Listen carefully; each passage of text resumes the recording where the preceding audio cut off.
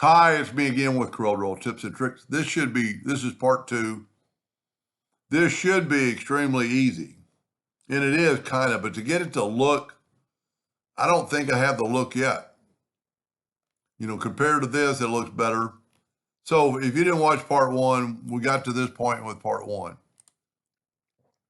I'm guessing there's, you know what? Let's do this. Let me cut this line away so it won't be so big.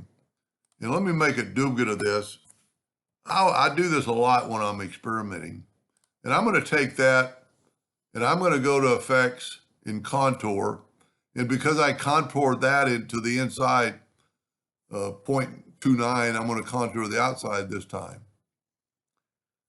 And see, that just doesn't, and then don't forget that's what the video is about, break your contour apart. It just doesn't, if I hold down the control button, start moving it, I grab the whole thing. If I grab that and start moving, hold down the control button, one is too big. I can make it smaller by holding down the shift key and bringing it in. Because I don't want, I don't want to be able to see over here. I'm just going to go snap to. And then it's kind of off there and you're not going to be able to see that. So let's try one other thing we can try. I don't know if it'll work. Let's go to the extrude tool. And that might be what we want. And then I'm going to go to object and break the extrude group apart. And then I'm going to take and just nudge one of these away. And that's probably what I want to do. And this might work. So now I can take and cut these lines away. And this is going to be my overhang. I just don't know what to do here. So I'm thinking I'm just going to leave that and go here and here and delete all this inside stuff. This might work. And instead of using an indexing line, this time I used I use the right straight line. I don't think this point needs to go all the way to the point, but we can change it after we do this. So if that's going to work, I'm going to go ahead and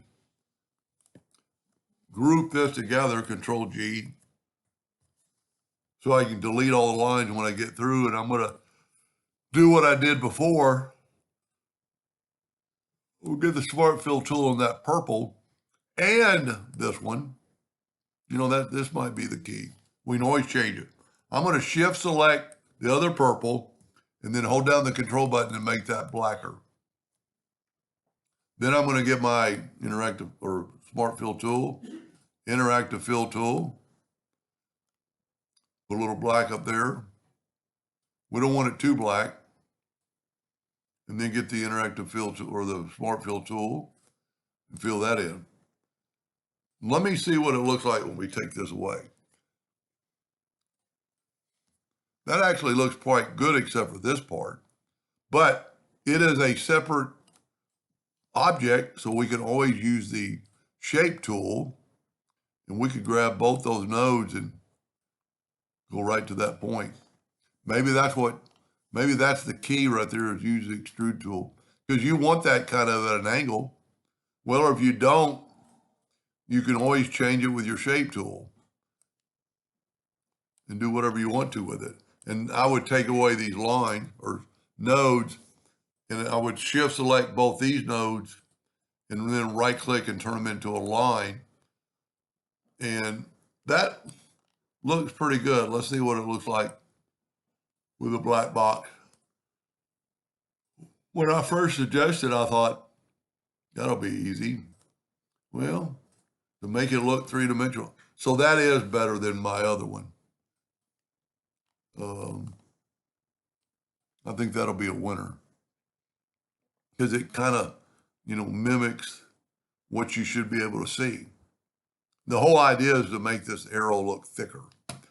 And really, I would take this, hold down the control button and make it a little bit darker, along with this control button, and just click darkness, especially against the black background.